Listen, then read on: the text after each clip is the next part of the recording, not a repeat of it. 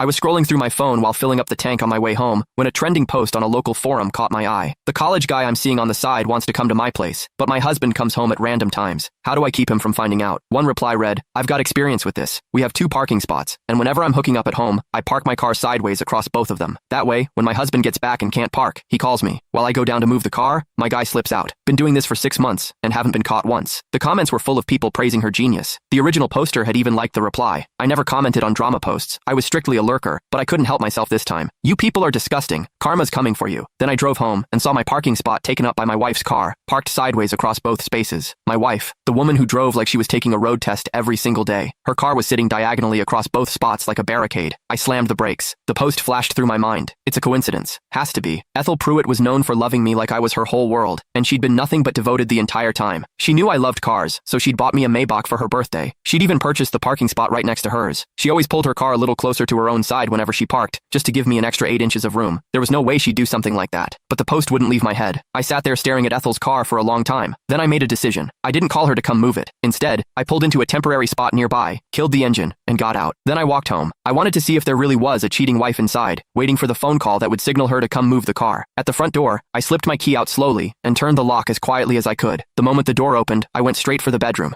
The door was half open. Through the gap, I could see the room was empty. I turned to the guest bedroom, pushed the door open. No one. Every room was silent. Not a soul. Where was Ethel? Just as the question formed in my mind, the kitchen door swung open. Ethel stepped out wearing an apron, carrying a plate of food. She spotted me and froze, surprised. Honey, you're home so early today? She set the plate down on the dining table and gave me a warm smile. I glanced past her into the kitchen. Chopped vegetables were lined up on the cutting board. A pot of pork tripe and lotus seed soup, my favorite, was simmering on the stove. She'd clearly been in there for a while. The tension drained out of me. I managed a small smile. Nothing going on at the office today, so I left early. Ethel nodded. Go rest for a bit then. Let me finish the last 2 dishes and dinner will be ready. She turned and headed back into the kitchen. I watched her bustle around, her back to me, and the question slipped out before I could stop it. Why'd you park your car sideways across my spot today? Ethel glanced back at me, looking a little sheepish. Oh, I was worried you'd come home hungry, so I rushed up to cook for you. Didn't bother parking properly, just pulled in sideways and ran upstairs. Ethel's demeanor was perfectly natural, not a single word out of place. After all, every day when I came home from work, a hot meal was waiting for me on the table. Ethel was a surgical doctor. Her workload was enormous, yet no matter how busy she got, she always found time to come home and cook for me. Sometimes I told her to take a break, to stop pushing herself so hard, but she always said the same thing. She went back to the stove. Before long, dinner was ready. 4 dishes and a soup, every single one, my favorite. Ethel served me a bowl of rice and was just about to sit down and eat with me when her phone rang. She picked up, and her brow furrowed instantly. Okay, I'm on my way. She hung up, yanked off her apron, and turned to me with urgency written across her face. Honey, there's an emergency patient at the hospital. I'm the only one who can operate. I have to go. She grabbed her car keys, pressed a soft kiss to my forehead, and hurried out the door. The moment it closed, the apartment fell silent. I sat at the dining table,